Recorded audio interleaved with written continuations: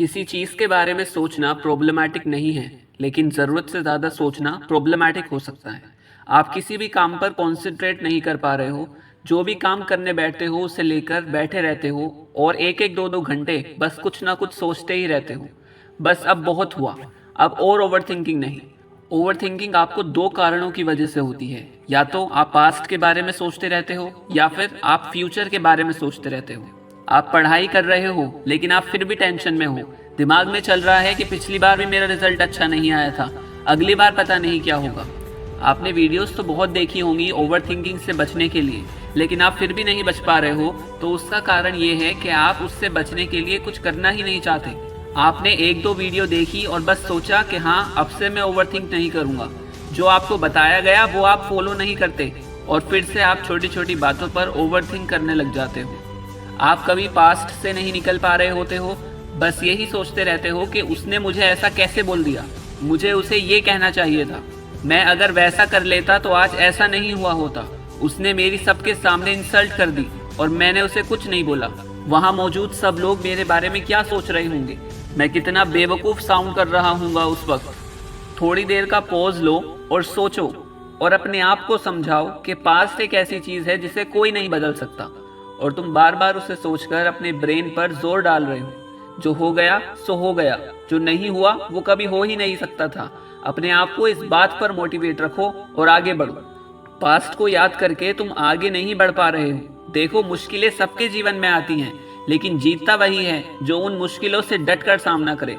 या फिर कभी आप फ्यूचर के बारे में सोचे जा रहे हो कि आगे मुझे क्या करना है, जॉब मिलेगी या नहीं मिलेगी। आप पढ़ रहे हो लेकिन सोचे जा रहे हो कि पेपर कैसा आएगा, अगर डिफ़िकल्ट आ गया तो, अगर मैं फेल हो गया तो क्या होगा, लोग क्या कहेंगे, मैं अपने माँ बाप को क्या मुंह दिखाऊंगा, मेरे पास प्लान बी भी नहीं है, मैं क्या करूँगा। इस सब का सल्यूशन एक है और वो है to be present in present.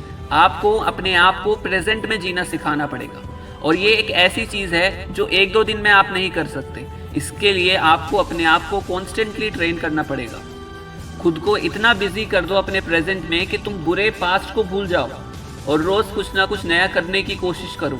जब तुम अपने रूटीन से हटकर कोई काम करोगे तो तुम प्रेजेंट में जीने लगोगे। जब भी तुम्हें लो फील हो तो बाहर एक वॉक के लिए चले जाओ, दोस्तों के साथ बाहर घूमने चले जाओ, लेकिन सोचने से अपने आप को रोको।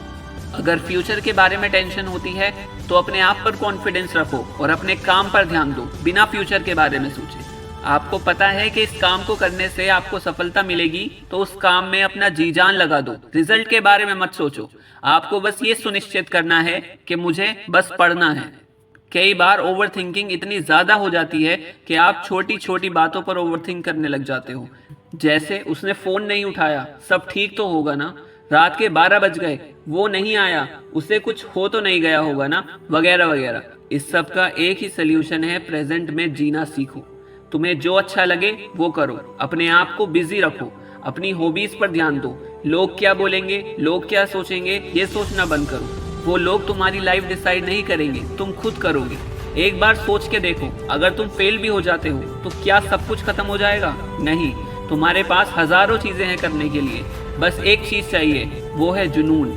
ये दुनिया बहुत खूबसूरत है, इसे काटो मत, इसे जी के देखो। अगले 7 दिन तक अपने आप को एक चैलेंज दो कि अगले 7 दिनों तक मैं अपनी लाइफ को जीने की कोशिश करूंगा और जो तुम्हें अच्छा लगे, जिस चीज़ का तुम्हारा मन करे वो करो और अपनी लाइफ जियो।